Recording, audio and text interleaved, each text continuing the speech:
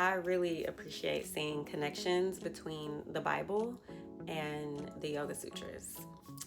Both of these texts have so much wisdom about how to clear our mind, how to calm and focus our mind, and how to reattune ourselves with God, with the God within, with our God self. I'll start with reading in the Bible, and I want to highlight Romans 12 and 2. Okay?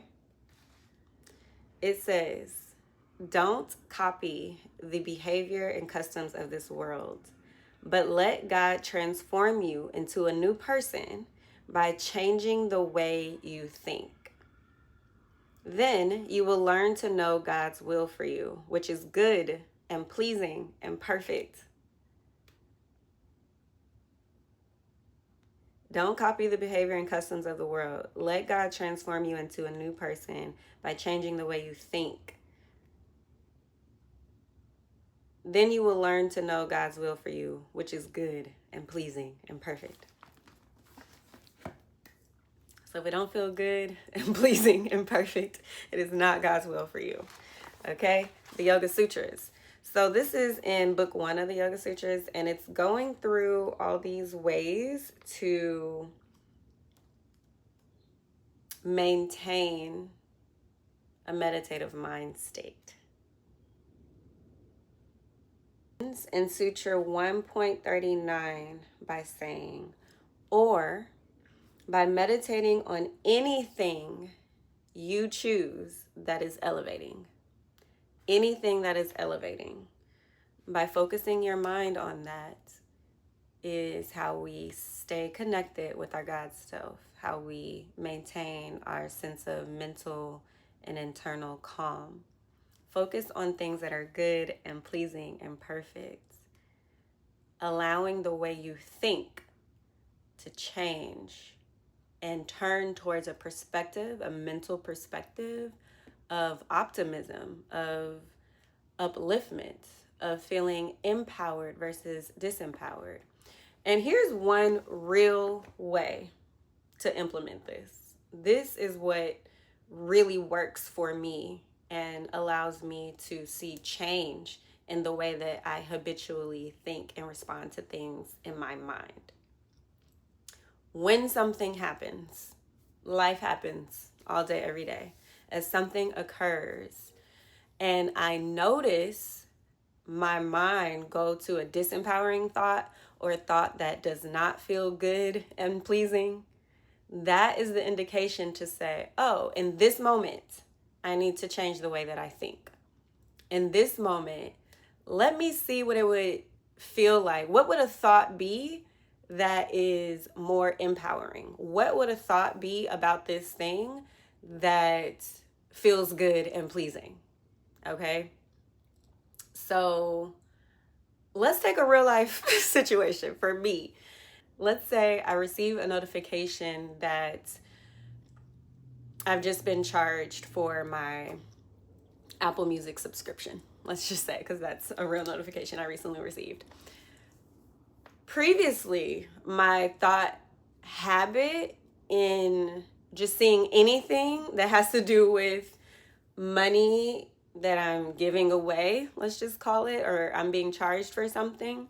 Previously, my thought might have been, oh my God, I'm losing money. Or dang, like again, or check my account to make sure I have the money, or something that felt disempowering, something that didn't feel good or pleasing, right? I've had to retrain my response to seeing a bill or a charge for something to one, say, thank you that I have the ability to cover this, and that everything that I've paid for, it is easily affordable. Okay? It's easily affordable. Okay, that was easily affordable. Thank you for that. And then I think about what it is that I'm paying for, because anything that I'm choosing to give my money to, which an Apple subscription is a choice. I could choose not to have that. anything that I'm choosing to give my money to, I'm doing it for a reason. What's the value exchange, right? And then I give thanks that I have access to millions of songs and all the music that I love that I get to listen to anytime I want to. Thank you for that. Thank you, Apple, for that exchange, right? And that thought of, okay, thank you for this, and it's easily affordable, and I willingly give that in exchange for the value that I get to receive. Those thoughts feel good. Those thoughts feel empowering. Those thoughts feel like, oh, I chose to do this, as opposed to, oh, somebody took something from me. Like, no, I gave this because I want this other thing, right? And it puts me in a place of choice, of empowerment, and that feels good and pleasing. So it's in God's will for me. So anything that is elevating is how you can, in the moments where you notice, that's your moment of power. The moments when you notice, this doesn't feel good and pleasing. This doesn't feel elevating. This feels very disempowering and lowering.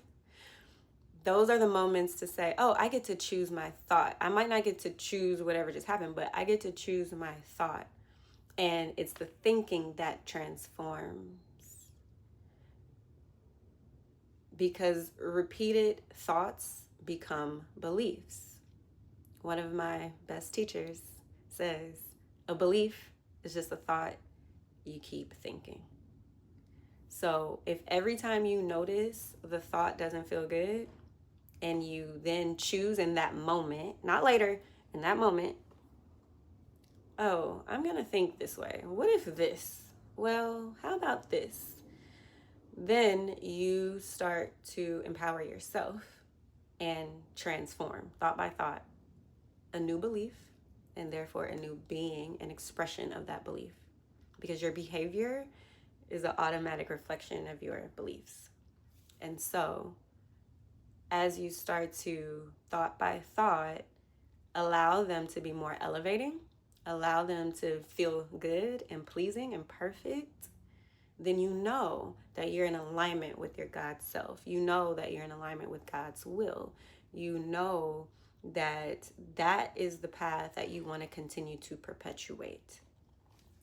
As it says again, don't copy the behavior of the world. Let everybody else do what they do and respond and think how they think. But you get to choose for yourself. Let God transform by changing the way you think. And then it's clear what the will is for you. It's clear what the purpose is in this moment, which is always good and pleasing.